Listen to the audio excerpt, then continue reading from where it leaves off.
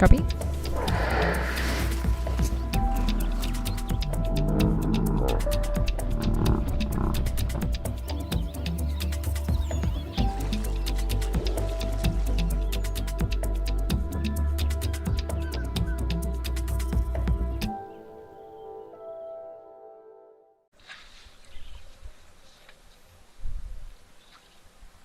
Well, hello everyone, good afternoon and welcome to Live at the Waterhole. It is wonderful to be back with you today. My name is Amy and I will be with you for the show today. And we're starting off here at Old Donyo Lodge with some beautiful giraffes and elephants that have come for a drink and a bit of a splash by the sounds of things. And I love spending time up in East Africa, just such a different area from where I'm used to spending my time out in the bush, which is mostly in South Africa. Now remember everyone that this is a live and interactive show, so please do make sure that you send through your comments and questions to me. I'd love to chat to you all. Let me know who you are, where you're watching from, what you're hoping to see today, or anything really in between. And we're going to sit and enjoy and relax over the next 2 hours here at the Waterhole. You can send through those comments and questions via the Wild Earth app or the website. You can also chat to us in the YouTube chat stream, or you can join the conversation on X using the hashtag WildEarth.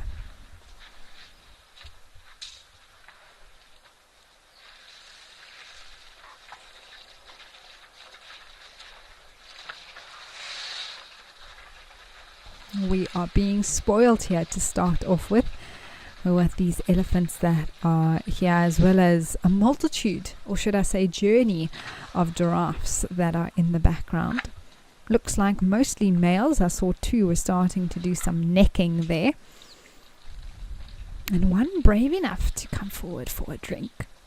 Not quite having the courage to bend all the way down, but you can see the Ellies are not too bothered by the giraffes being there.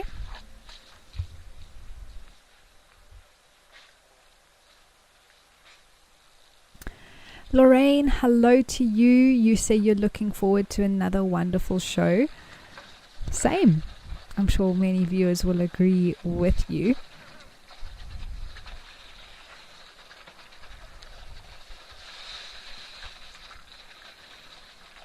It's always lovely to not know what to expect. I mean, we have an idea of what we might see at the different locations that we visit on the show, but you never know what might be there to surprise us.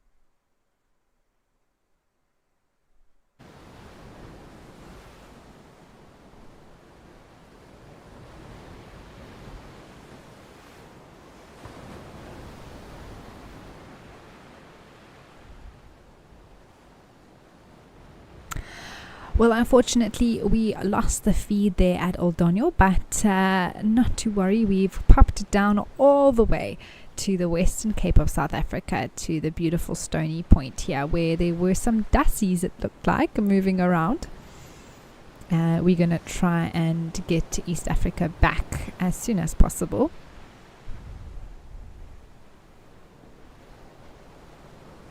Looks like a beautiful day here.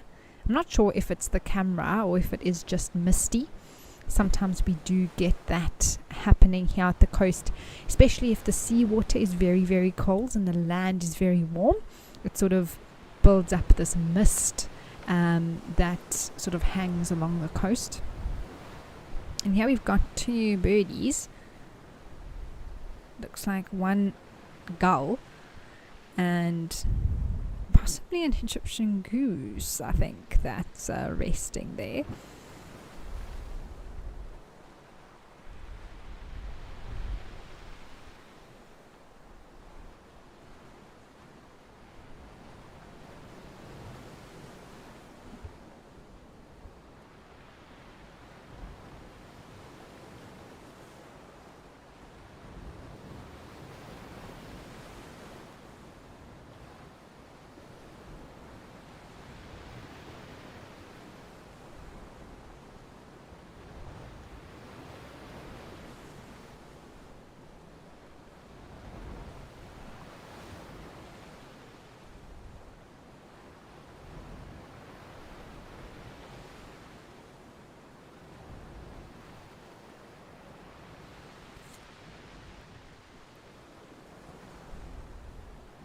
And you can see how different species of birds, but how they've both sort of taken the same stance in a way, with their heads tucked backwards underneath the wing. And from what I understand, that has to do with sort of conservation of energy, really, and the fact that sort of keeps them closer, their whole body closer together, including the neck and the head, as well as the bill.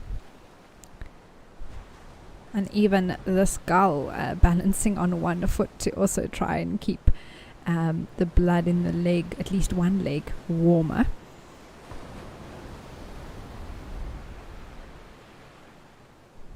And after however long, sometimes it can be 5 minutes, sometimes it can be a few hours, they'll actually swap those legs around.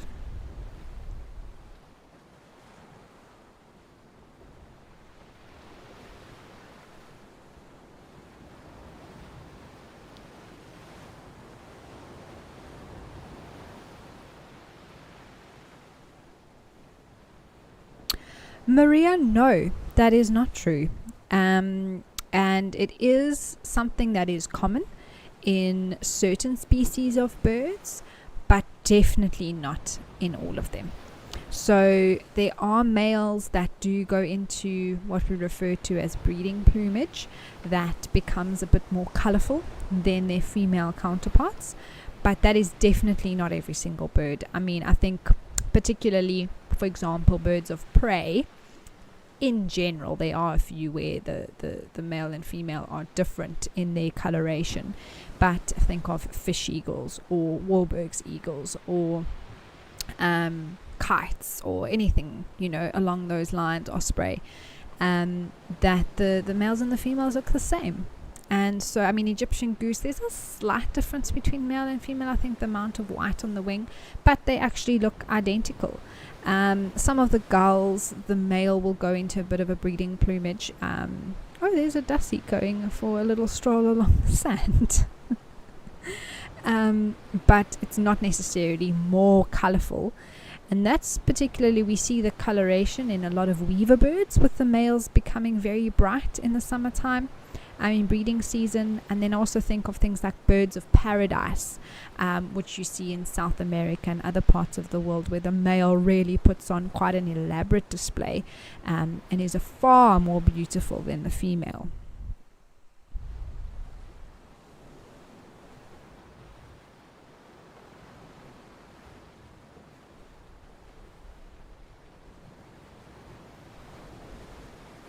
Also, I think of hornbills, male and female, let's say red, yellow-billed hornbills, even African grey hornbills or southern ground hornbills. There are slight differences in appearance, ways that you can tell male from female, but in general the male isn't more beautiful than the female, or more colourful.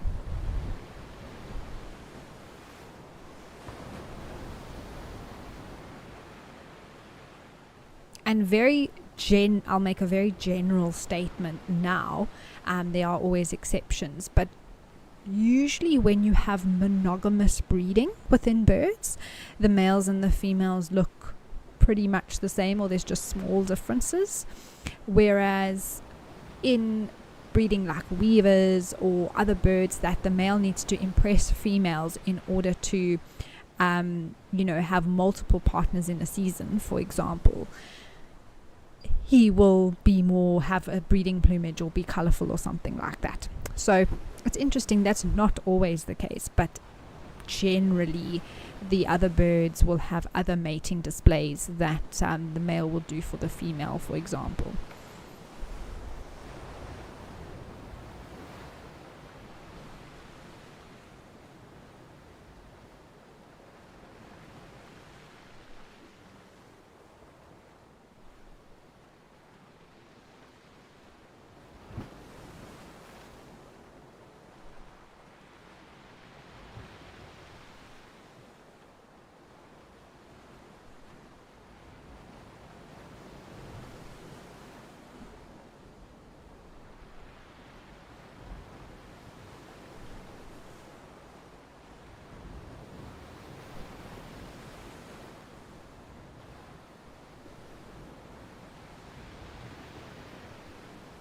Oh, there's some penguins that are going for a swim. Oh, that is very cute. Absolutely love that we get to spend time with these beautiful African penguins here. And that was just perfect. Now they're coming out again. I literally think they just went for a dip. And aren't they just so adorable when they waddle on land?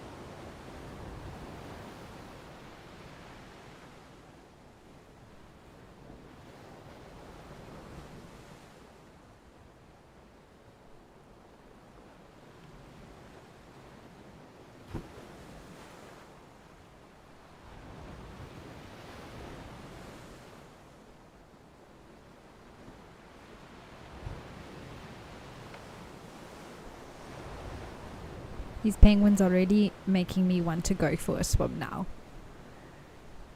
I feel like that's exactly what I look like when I just want to go for a dip.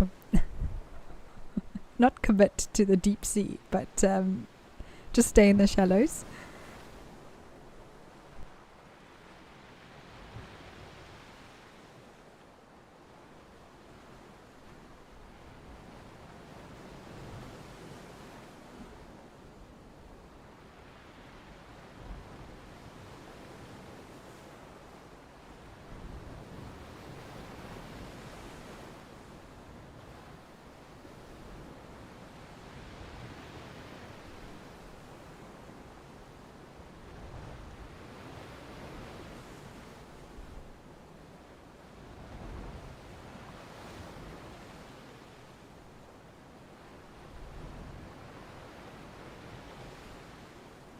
And I recently actually looked up, well, I don't know if I looked it up or if it was something that was just fed to me because of my interest in nature. But I saw a cross section of a penguin's fur and actually how the feathers are all sort of arranged and how they are they seal off the body of the penguin and keep them extremely warm even in these really, really cold seas that they live in, which was fascinating to me. I really was always interested in that, but it's because of how tightly packed they are, and that allows them to be really densely coated, but then also completely waterproof on the outside, which is very cool.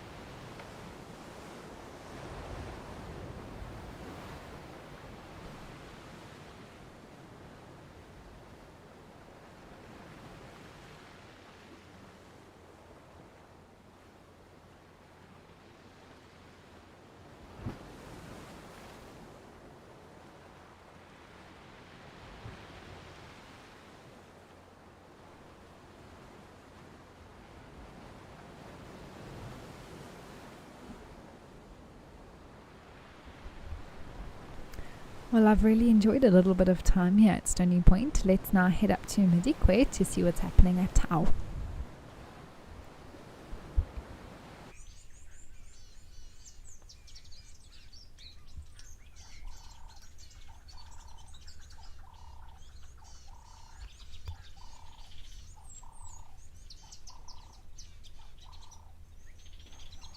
Always beautiful here, isn't it? And we have a lovely herd of zebras that are hanging out here with some impalas in the background. Egyptian geese and blacksmith lapwings are also around.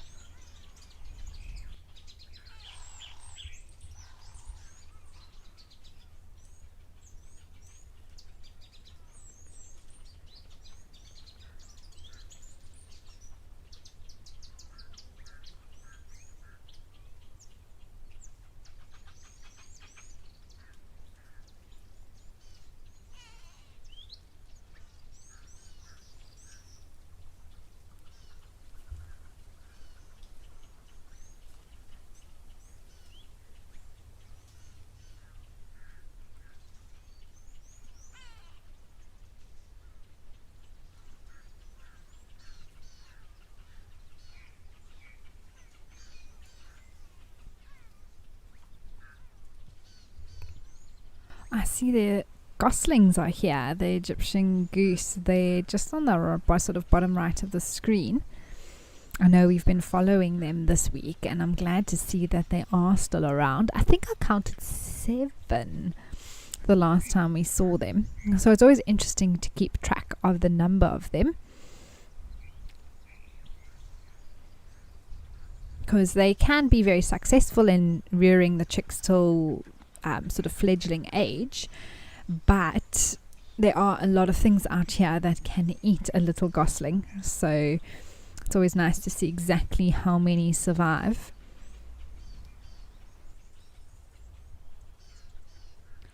But there could also be multiple clutches around Tau. It's a very big waterhole, big enough for multiple pairs to have had little ones. This looks like there's 4 with this parent at the moment.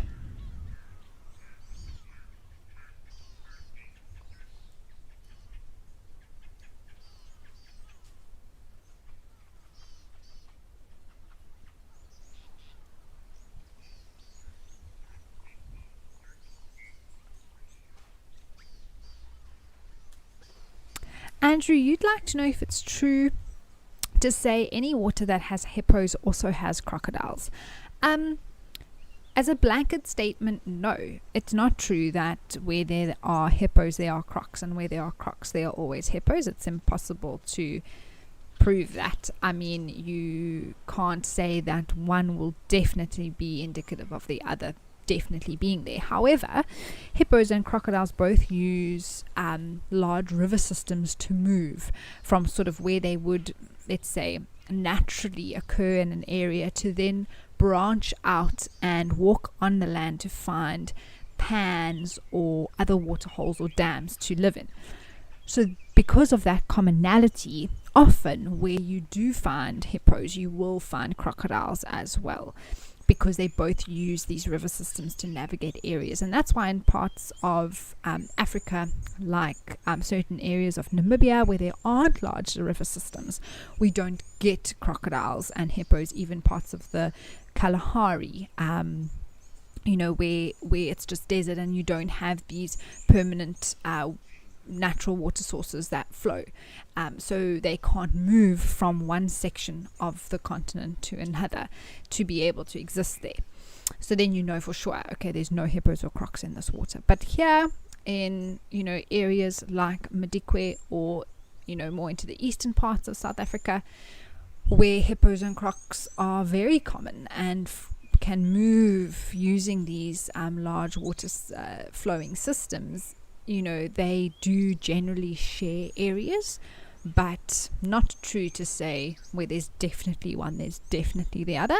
Chances are pretty high, though, that they are.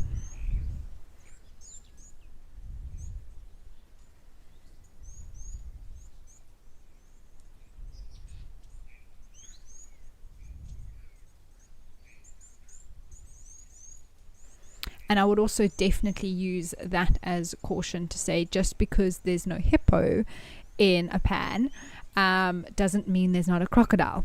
They can camouflage and hide a lot more easily than hippos can, especially in smaller bodies of water.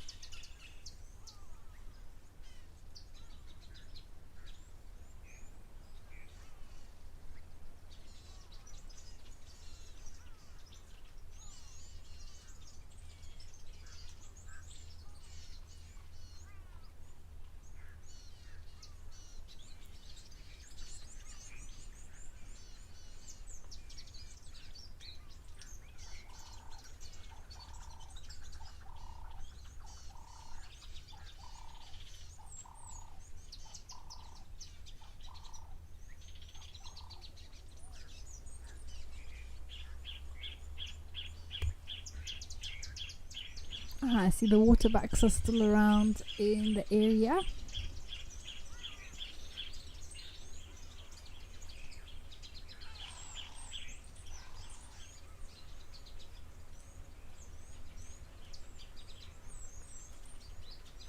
Very similar area, but look how wide this particular male's horns are. Usually they're quite relatively close together and sort of have this recurve to them as they sort of go backwards and then come forwards again. But his are particularly wide apart.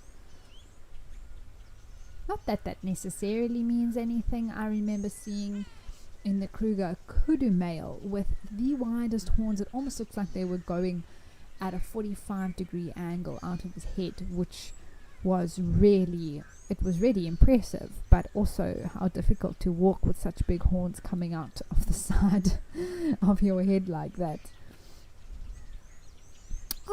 Some elephants. Lovely to see them. There does seem to be a little one there next to the biggest female. And some of you may notice the coloration of these elephants is a little bit redder, lighter brown in color. And that's just from the soil part of Madikwe, where these particular elephants went to go do some dust bathing. Contained a little bit more iron ore in the soil, iron levels, and so the soil tends to be a bit more reddish.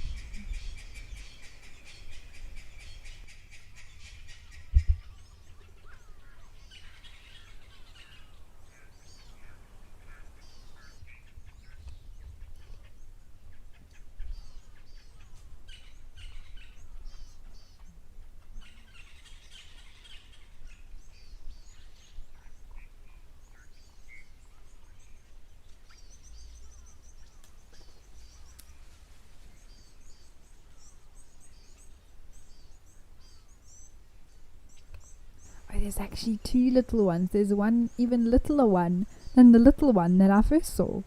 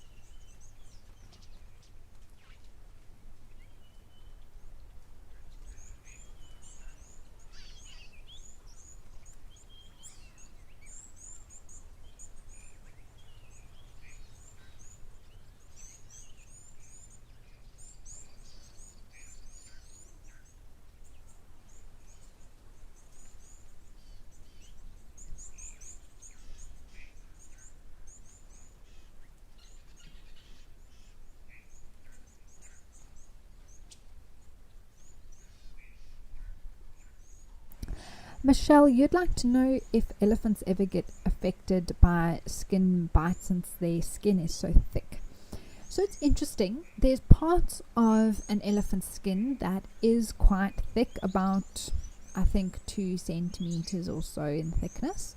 But there's other parts that aren't quite as thick. I think the 2 centimeters, if as far as I know, is sort of an average all over. So I think maybe the sort of skin on the back and the hindquarters in certain areas is a lot thicker, and the sort of the skin under the belly and sort of in the leg pits, if you would, equivalent to our armpits, is also, you know, much thinner.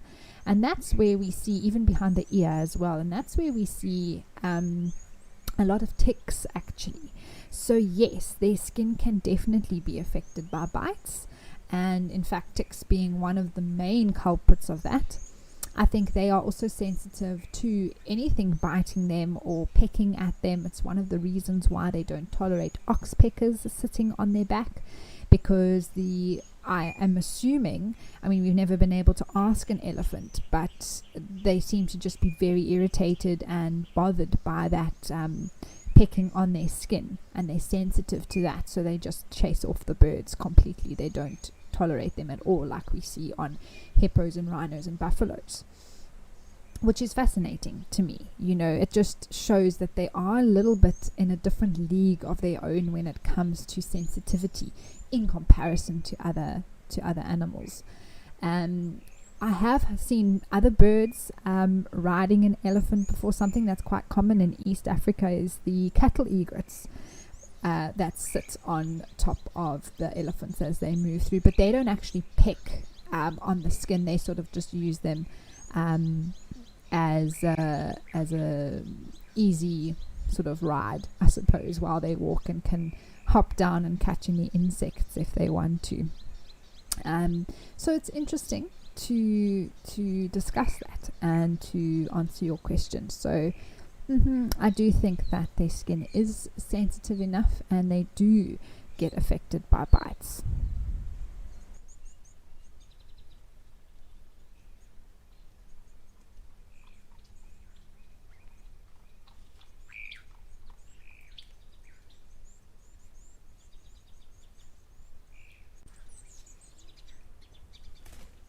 Oh, speaking of cattle egrets, I think those are some there, although they're not sitting on an elephant at this moment in time.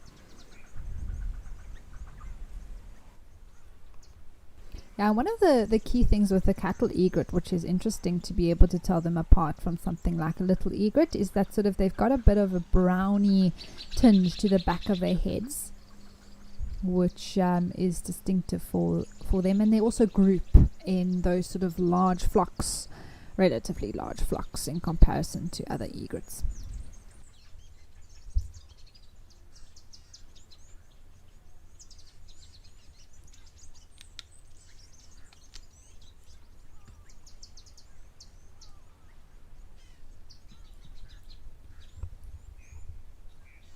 Look at that elephant was squirting water out the trunk there. Almost look like, when you put your finger over a hose pipe and then you've got two streams of water that come out with a lot more pressure.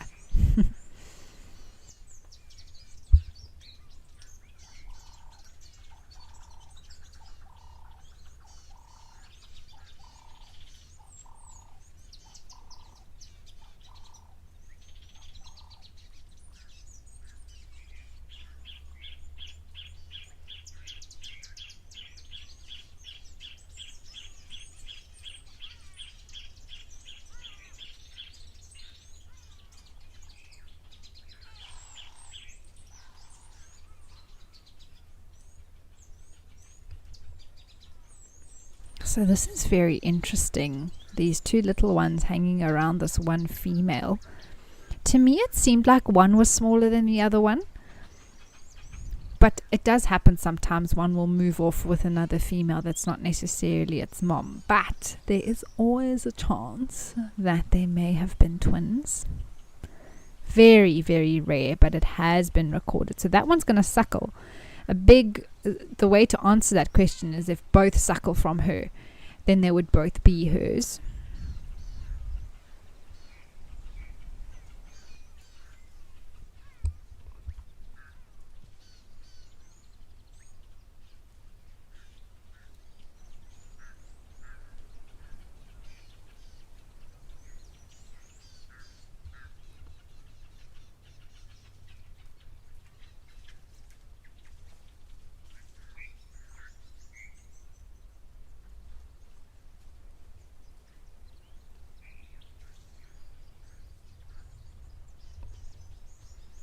Now it does seem like another female has come forward. So, like I say, sometimes they do just walk with one female and the rest of the herd is catching up.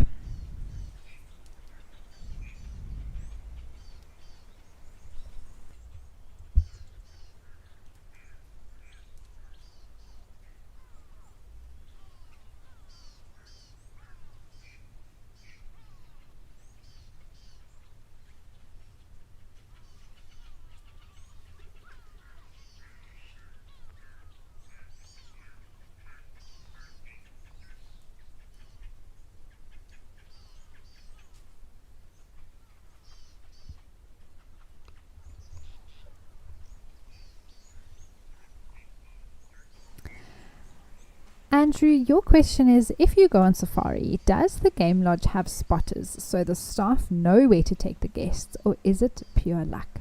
So, Andrew, I would say it's a little bit of both. There's a lot to be said with being lucky in the bush, about being in the right place in the right time. I'm not sure what every single, safari lodge in Africa offers in terms of spotters, but in the places that I've worked, we wouldn't have anyone go out prior to game drive to look for animals. It all happens while you are out on safari. There is an element of working together, so that's where the radio comes in. If there are other vehicles, generally, let's say 5 or 6 of you go out on drive, or maybe 10 to 20 vehicles, depending on the size of the lodge or the area that you are working in. And you all try and cover different routes, different roads, different areas, so that, for that morning or for that afternoon, you've really covered your bases. And if someone finds something, they will call it in, and you then have the choice whether to respond to that sighting or not. But some lodges will have what we call a tracker, who sits up in the front of the vehicle on a chair, right sort of on the front of the bonnet or the hood. And he is there to, of course, look out for fresh tracks if there's anything to follow up on, but also spot animals as we go along. But I always tell my guests, we are there's so many more pairs of eyes if we're all looking than just myself and my tracker. So it's always helpful to have everyone looking on the vehicle. But to answer your question, Andrew, no, it's definitely a bit of luck involved, but a lot of educated guessing, and sort of understanding animal movements that helps us determine, okay, well, if this was seen this morning there, they've probably moved over there, so let's go find it. Or searching, going on a tracking mission and hoping, crossing fingers that we get lucky to follow up with an animal. So it's all those elements involved, and I think that's what adds to the excitement and fun of a safari. If I'm being honest with you, I don't think I would enjoy going out on a safari drive knowing that someone has gone ahead of me and said, okay, well, the pride is here and we found a leopard in that tree and we just sort of holding it here for you until you get here. Part of the excitement is actually going out and not being sure of what you're going to find, although you can work on a lot of information that you gather over many sort of days, hours, weeks, years working in a particular area, the pattern and animal movements. And yes, sometimes, especially if you find lions sleeping in the morning or where they settle down, 90% of the time they're exactly in the same spot where you left them. So I hope that answers your question, Andrew. And that's why it's so amazing to come to some of these really famous places that we get to share with you on Live at the Waterhole, but also on our live drives where, you've got this amazing game viewing, and some of it is a lot of luck along the way. There's no other way to put it, about being in the right place in the right time.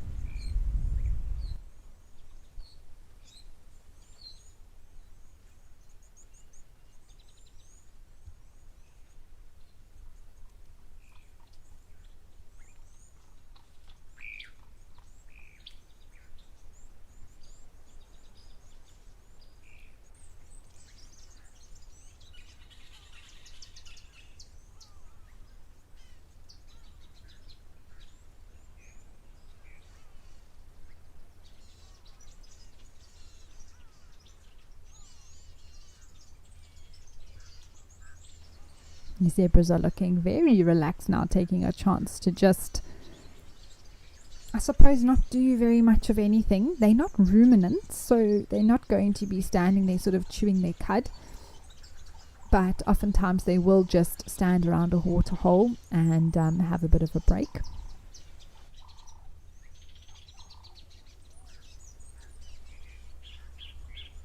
Andrew, you'd also like to know whether walks are offered at these lodges and game reserves. Yes, absolutely.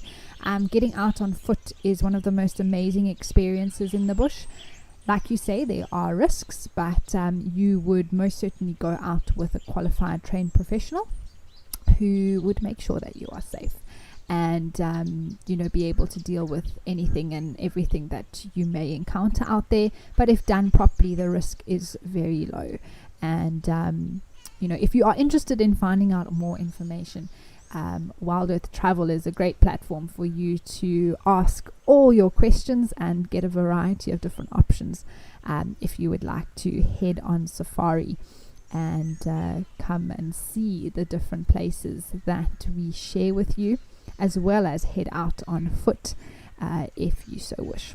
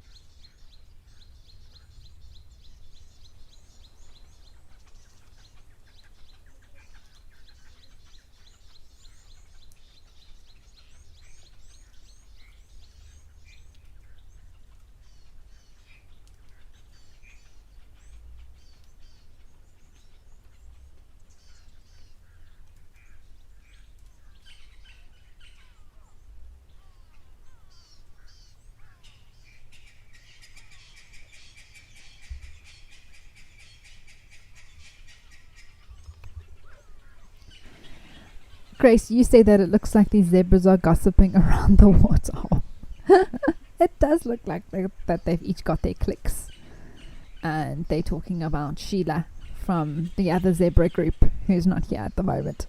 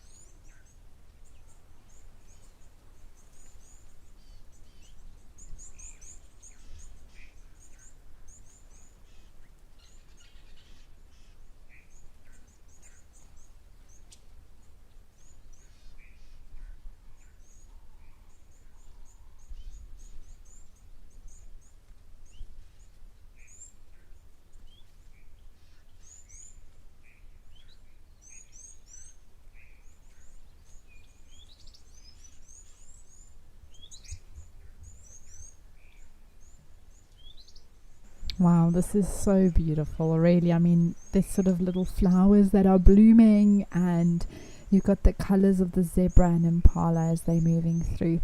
Lucy, you'd like to know if there's any big dams at Madikwe. So yes, I think Tau is one of the largest on the property. I may be mistaken, but I definitely think it's one of the bigger waterholes that we find here at Madikwe.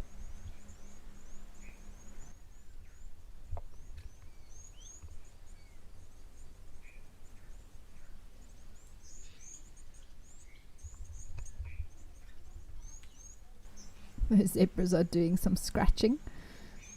They also do a little bit of allo grooming between their herds.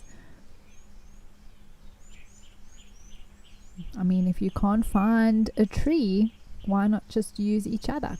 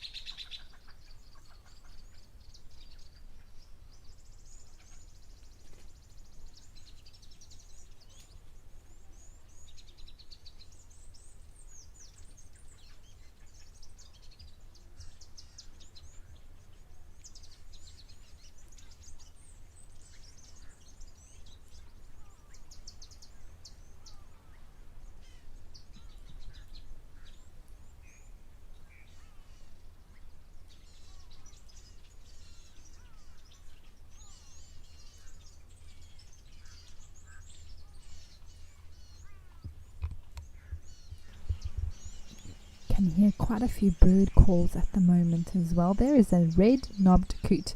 I haven't actually seen them here when it was very dry. I don't know if it was just the water level that meant that we didn't see so many of them, which is very possible. But we can't see it too well on the camera at the moment just because of the distance. But these red-knobbed coots are named after the red knobs that sit on top of their head. It's actually very interesting. I don't know why they have them. It's just one of those things that nature has done for this bird that makes it different from the others, as well as the sort of very white beak, and almost the whole face is white with the two little red knobs on top of their head.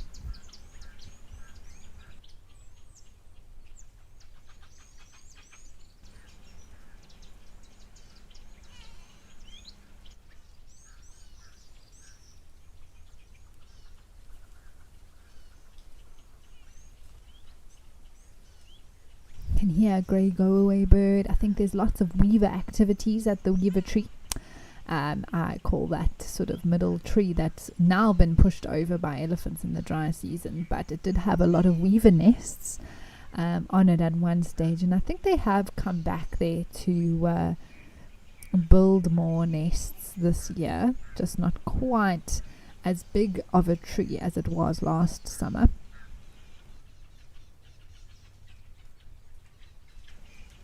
Oh, that's a red-billed teal.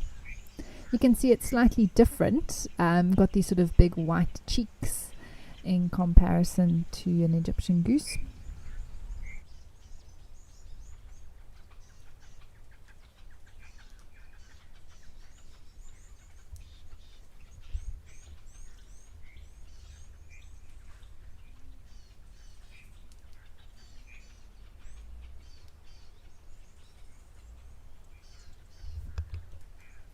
We're also just doing some scanning to see if we can spot any crocs.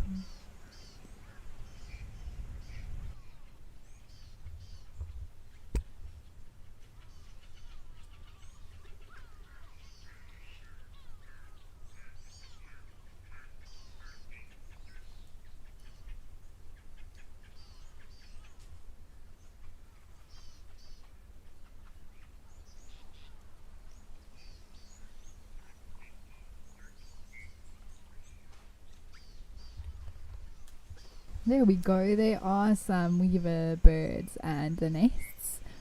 So this is one of the birds that I was referring to earlier that actually does change its appearance in the summer, and the males become a lot more pretty, let's say, or colourful than the females. Bright yellow with black on the face.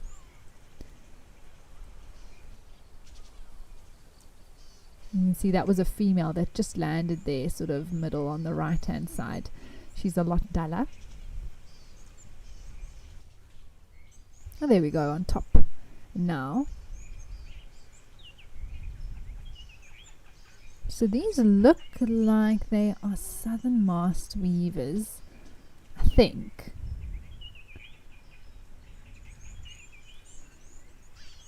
Definitely not village.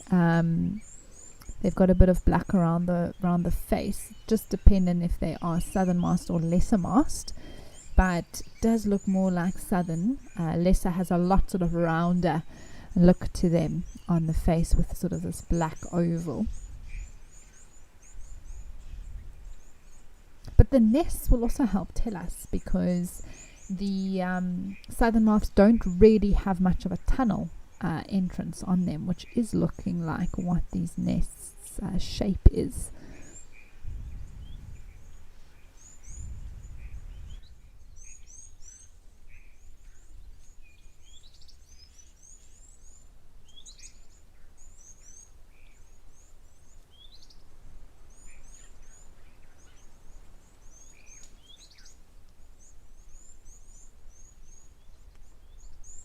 But sometimes you do get mixed flocks, so we could have village in between here as well as southern masked.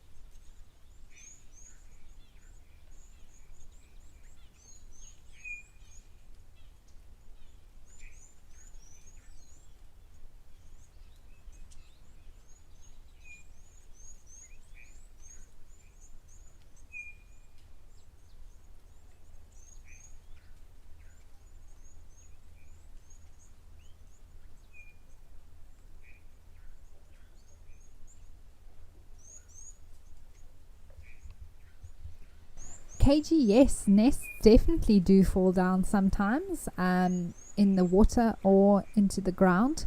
It's quite sad to see, but often actually what happens is those nests weren't chosen to begin with, or it's at the end of the season and those nests are no longer needed, and eventually, although the nests are made really well for the time that they're used, eventually the elements will wear down, the grass that's connected onto the branches, and they'll just eventually sort of wear away and disintegrate and fall off. But sometimes I've seen even eggs drop out and fall into, onto the ground or into the water, depending on where the nests have been built. So that's always sad to see, but it is part of it, part of the wild out here, and the risk that these birds have, which is also why it's so important that the males build really good nests. And it's part of what the female is actually looking for, not based on the appearance of the nest, but actually the strength and the structural soundness of the nest as to whether she selects it to then mate with the male and lay her eggs in.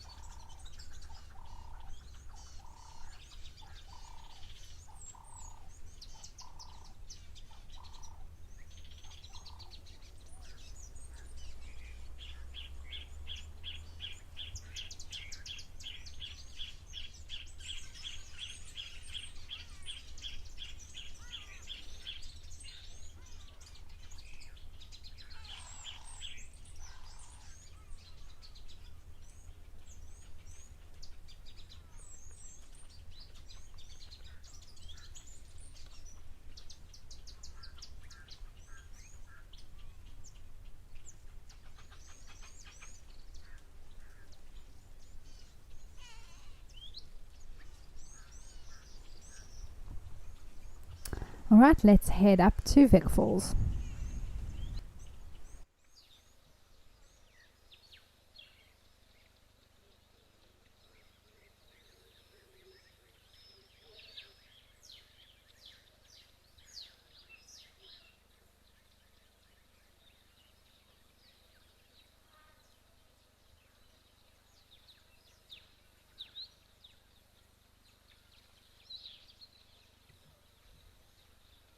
Well, this is such a pretty spot, isn't it? It looks like a troop of baboons are moving through around this waterhole at the moment.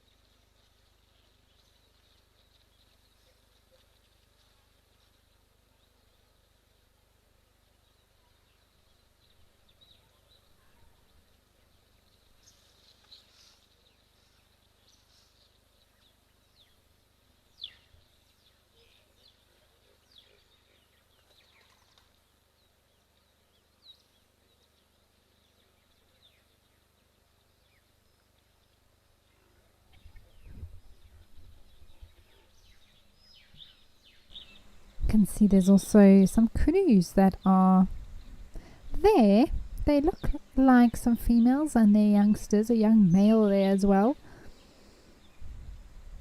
Oh, another young male actually coming to join them there. Oh, there's quite a large group of canoes all of a sudden.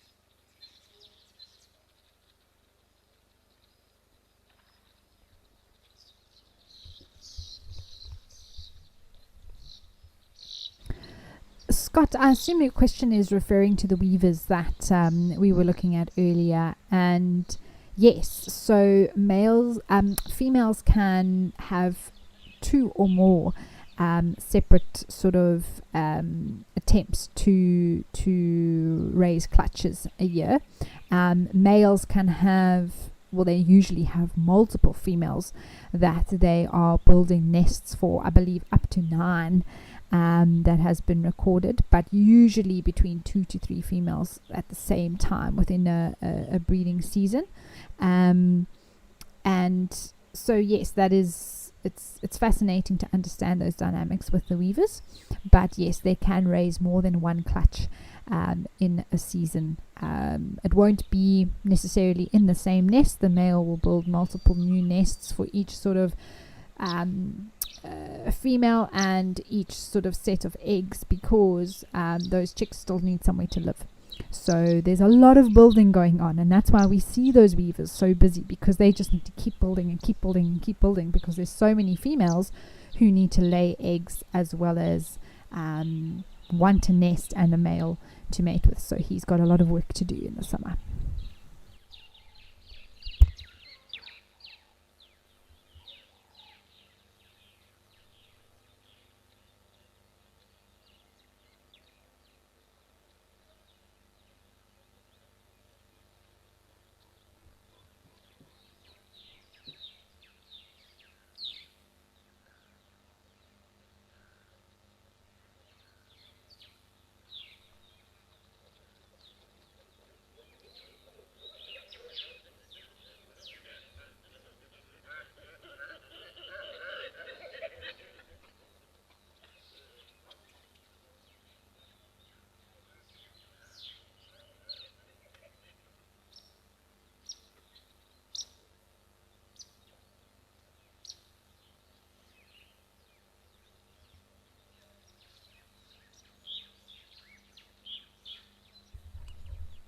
Looks to be like there are some hardy dars here as well, with baboons in the shade.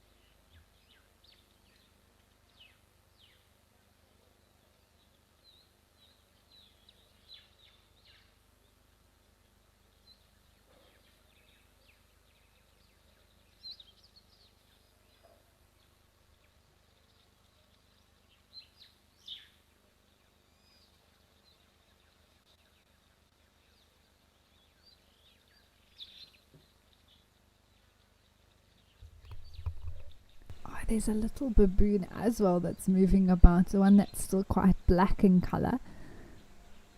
Just seen it pop out now. Oh, there we go, it's a walking.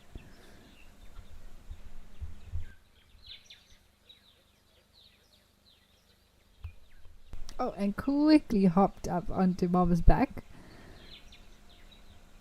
Oh, there's another one pecking through elephant dung, and it's a great spot. You know, you often see monkeys, baboons, lots of different birds, mongooses scratching through dung, especially in the summertime, because there's so many insects, dung beetles, and other little critters that really enjoy that environment. They go there to, you know, create dung balls, or to find other food that might be in there, or even the flies that they themselves may prey on. So it's a whole little ecosystem inside, especially a big pile of herbivore poop, and some tasty treats that are in there for these baboons to eat.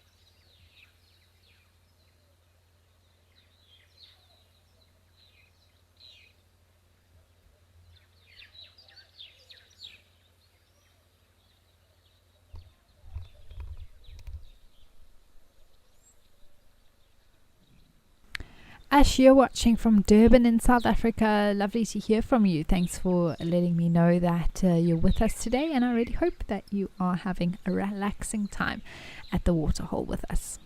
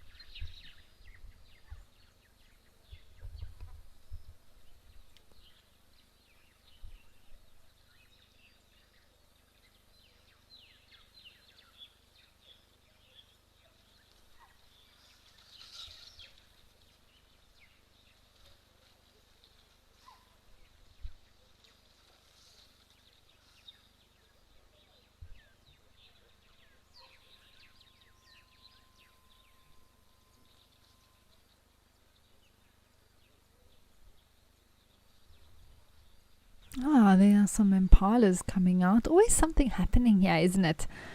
Whether it's vultures or impalas, kudus or baboons. We've also seen crocodile here many times.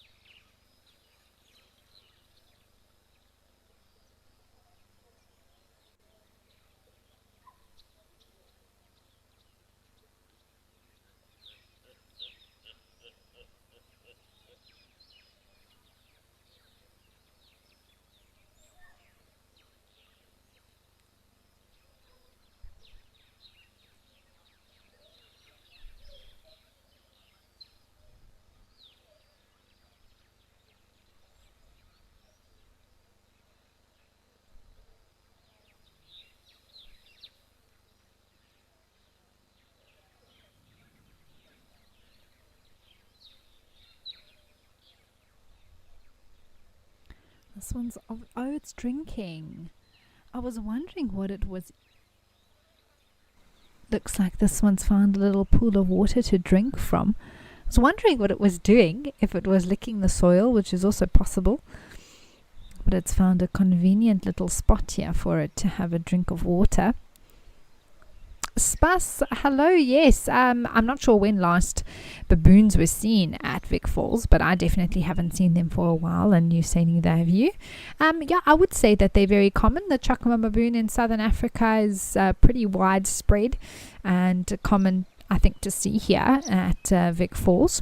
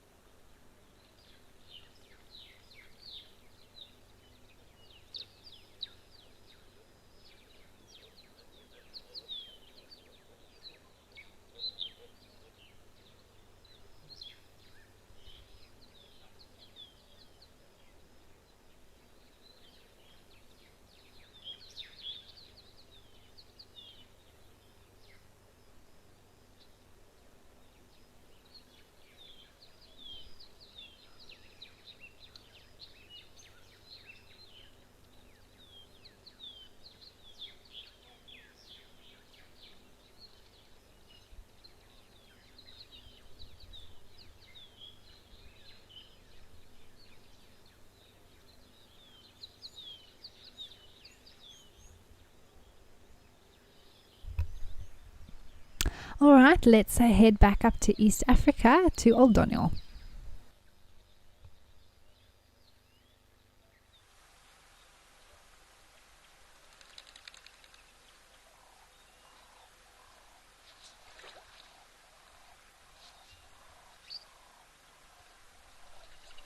Well, finally we are able to return here, and there are still some giraffe around, with one busy necking the other. It is remarkable how flexible that giraffe neck can actually be, the way it can twist around quite tightly. I love how the other giraffe is just like, can you please just stop? Had enough of your ossicones hitting me today. Now, this behavior, jokes aside, is something that young males will often do to sort of spar with each other. We see that a lot in the animal kingdom. We talk about it quite often with males sort of practicing their skills. We saw it with waterbuck yesterday, and now we've got these two young male giraffes doing the same thing. And often this behavior is sort of prompted by the chemical signals from a female that's in her estrus cycle, coming into season or going out of season, or in her peak season. And that sort of brings about sometimes these males to do this activity that we are witnessing here.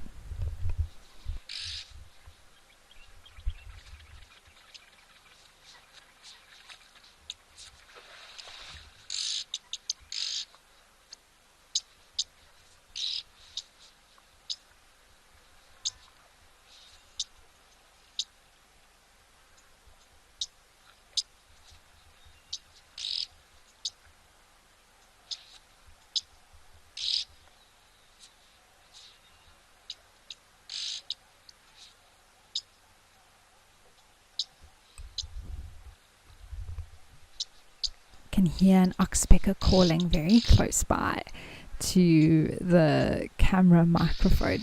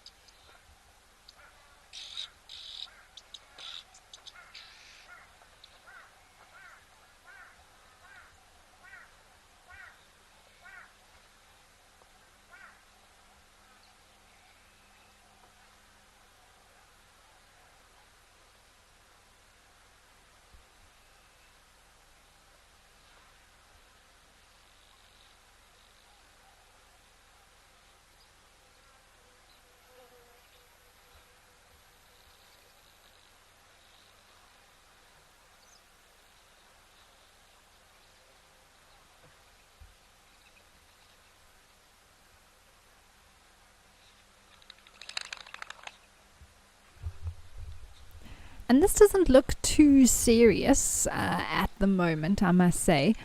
I mean, they are, definitely testing each other's limits a little bit.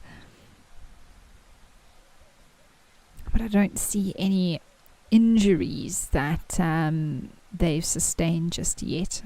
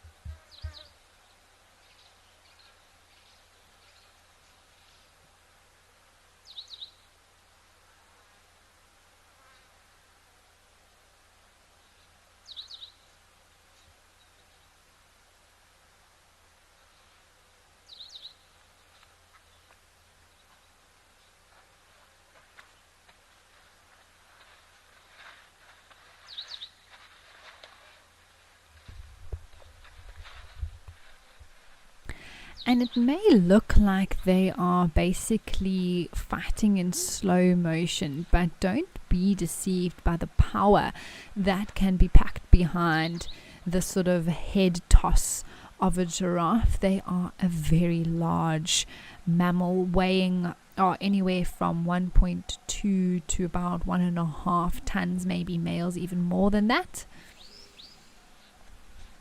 I mean, the one on the left is definitely bigger than the one on the right, so it's not really a fair fight. But like I say, these younger males will often do this to practice, really, for the day when they do come across a very dominant male in the area, and they also want to compete to be able to mate with females.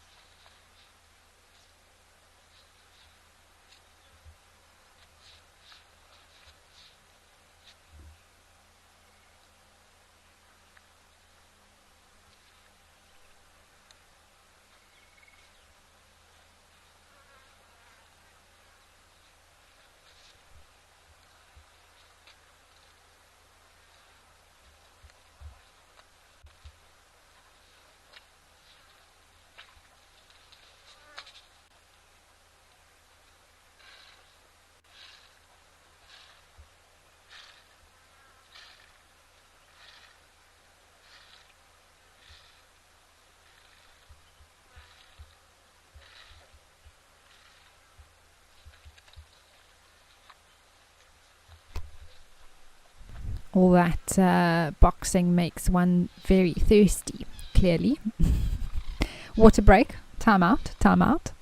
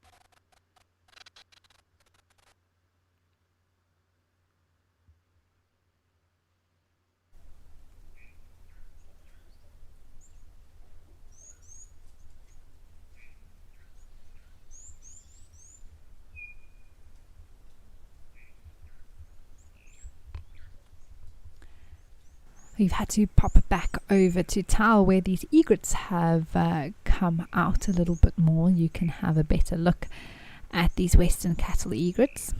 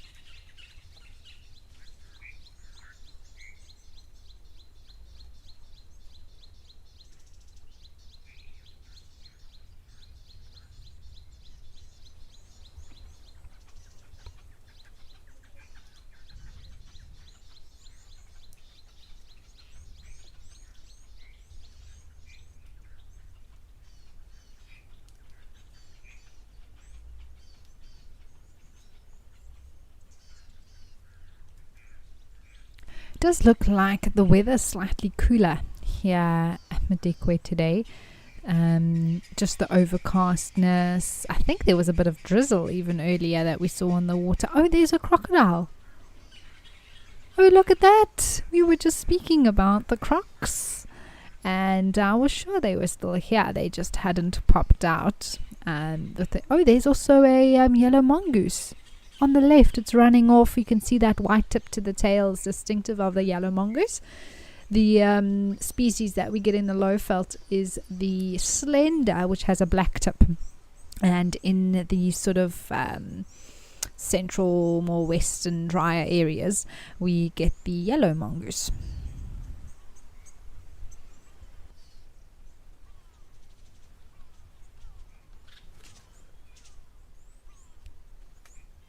But very cool to see a croc.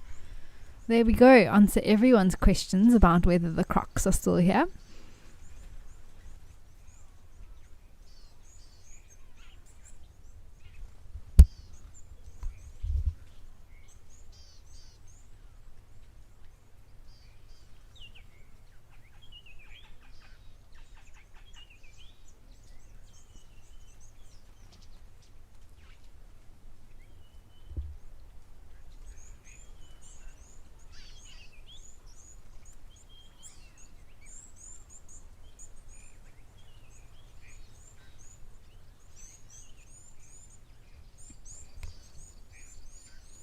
Oh, here comes a herd of ellies. Oh, this is fantastic. I love when a family group like this arrives. I'm sure they're oh, look, that one's very excited. Oh, it's chasing off the Egyptian geese. They are ready for their drink.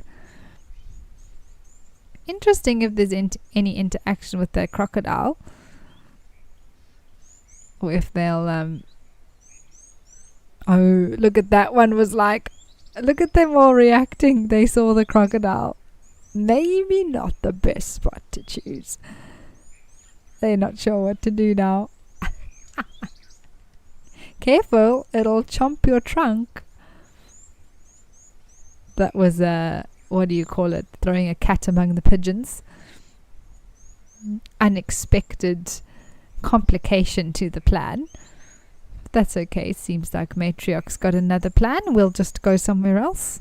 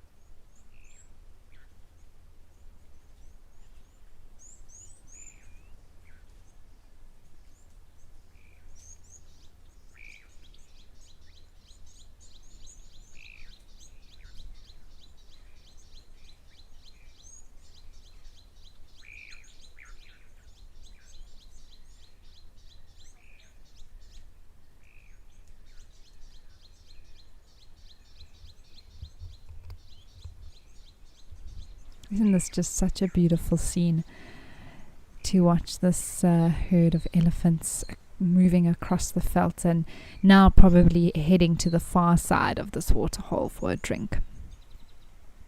Pizza Man, you love the elephants. Me too.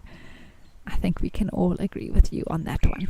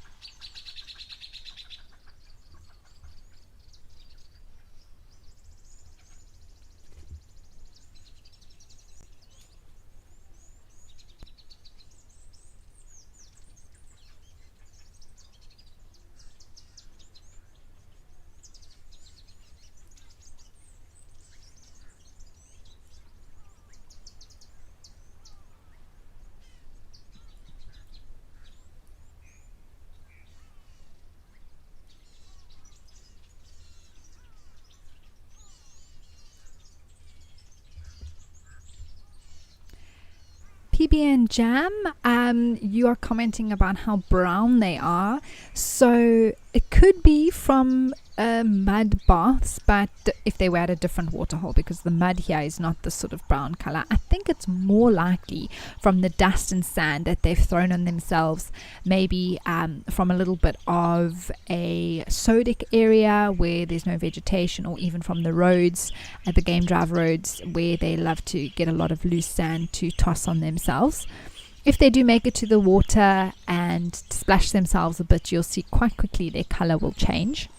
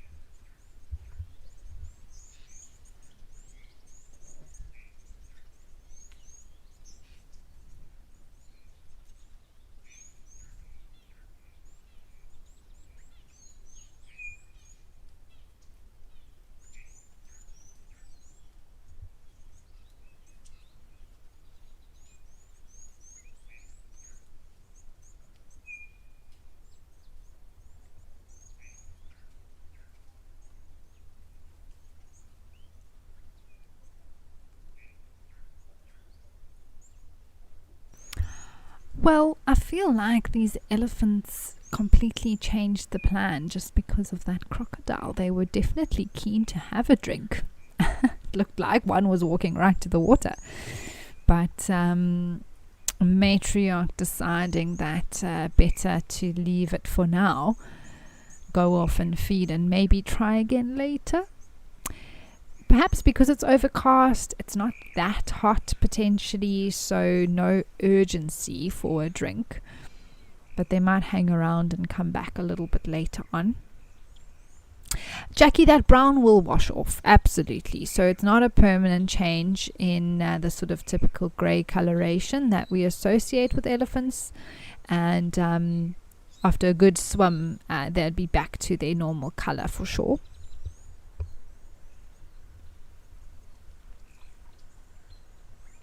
Yes, but it has been an amazing sighting with them walking literally across the expanse of Tau, really. The whole area in full view, which has been beautiful.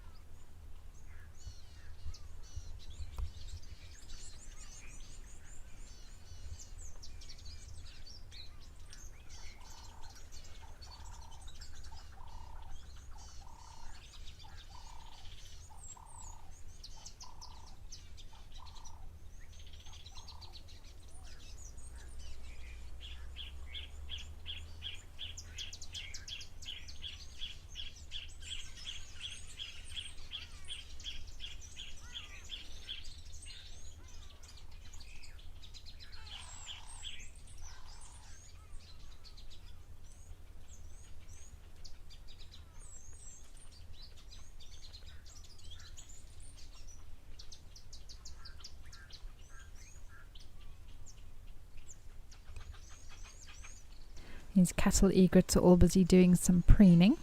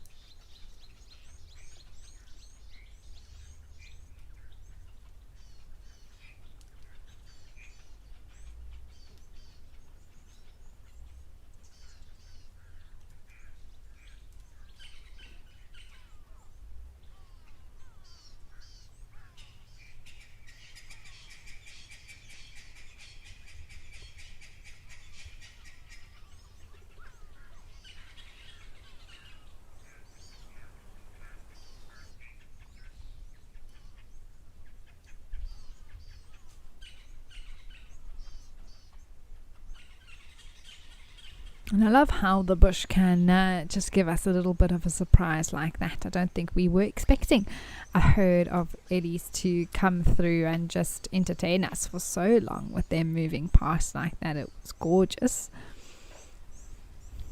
We'll just have a quick look to see if that croc is around. Spoonbill standing there at the moment. They're those red-billed teals that I was speaking about, those two water birds just to the left-hand side. Oh, why are the zebras and impalas? Oh no, they looked like they were running a bit, but nothing too urgent. Sometimes one just gets a little bit antsy, I suppose, maybe hears something and decides to zoom off, and the others all just react.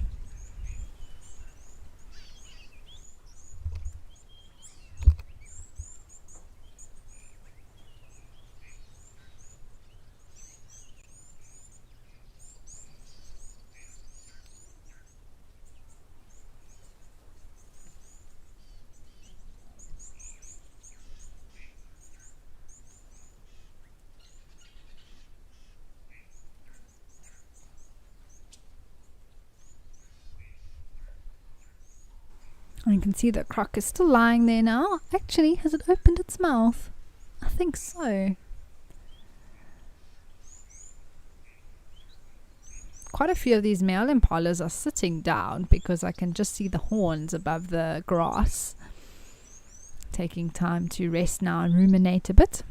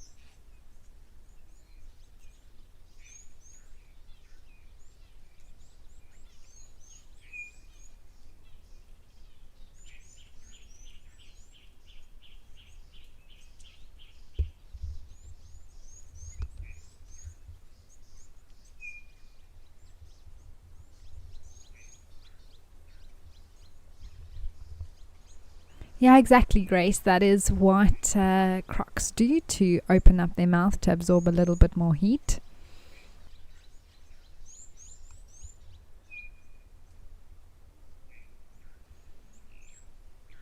When their mouth is open, they can absorb really a lot of blood vessels and things like that in the mouth. So when the sun comes through, or at least heat from the environment, can help increase their body temperature.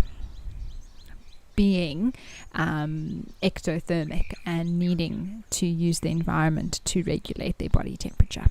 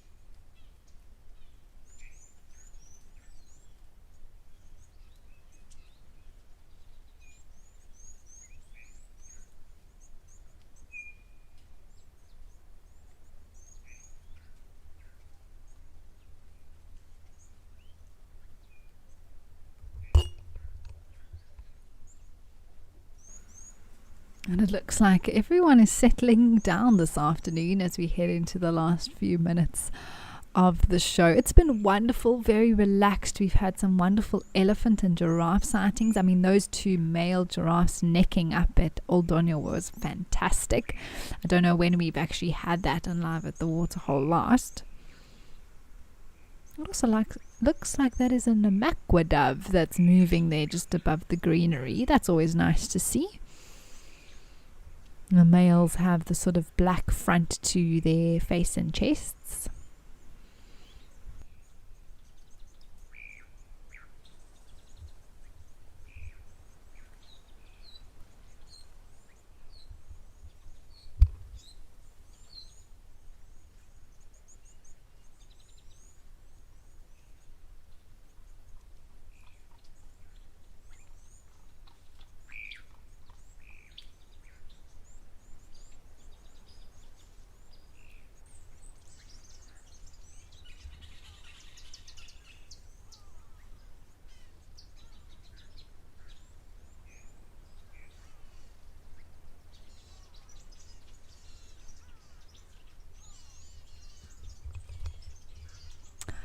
Alright, well, let's head over to Stony Point.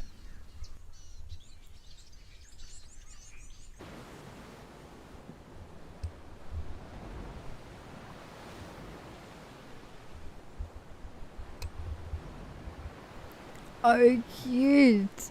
I was hoping we'd be able to spend a little bit more time with the Dussies if they did come out to say hello.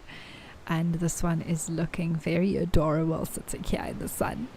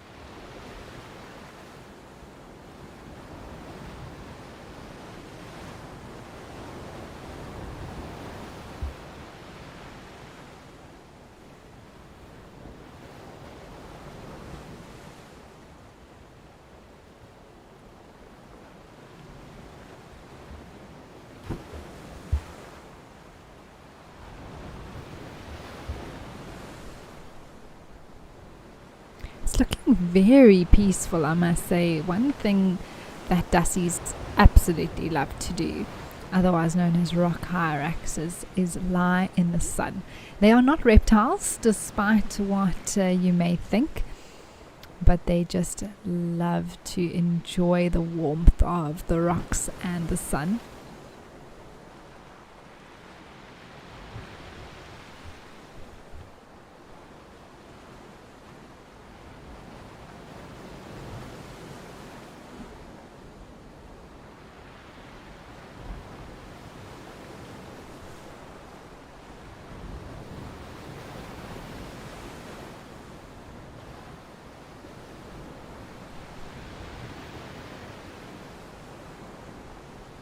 Ooh, there's a little bit of a stretch. Pizzaman, you say it looks like a koala bear. I suppose they do share some similarities. Very fluffy and cute for one.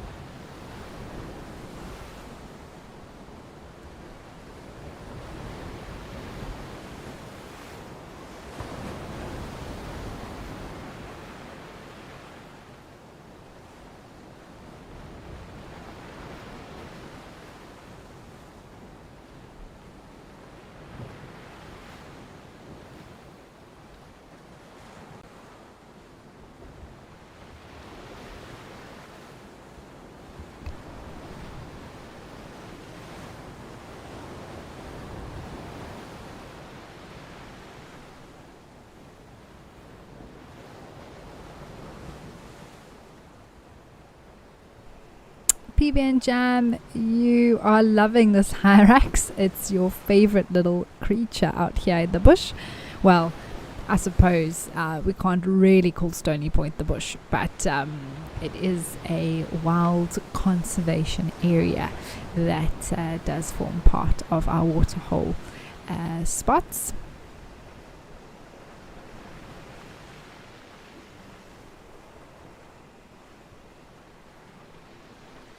And I'm so glad that so many of you are sending through messages saying how you enjoyed the show this afternoon.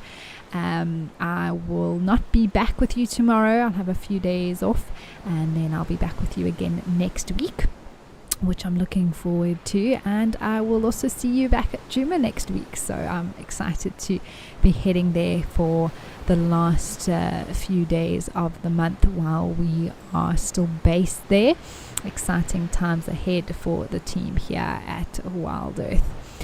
Thank you so much, everyone, for joining me here today, and to everyone who sent through comments and questions as well. It's always lovely to chat to you all and discuss topics and answer the questions that you have.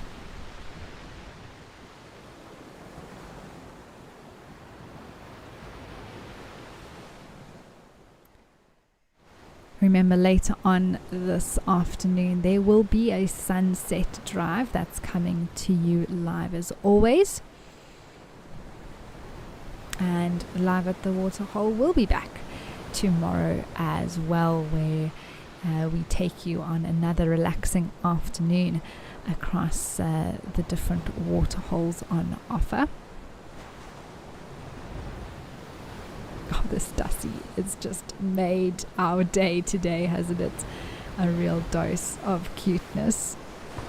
Suppose you're glad that we finally got to see some Dussies as well. Well, everyone, thanks again for joining me. I hope that you have a lovely day or evening ahead, depending where you are in the world, and I'll see you all again soon.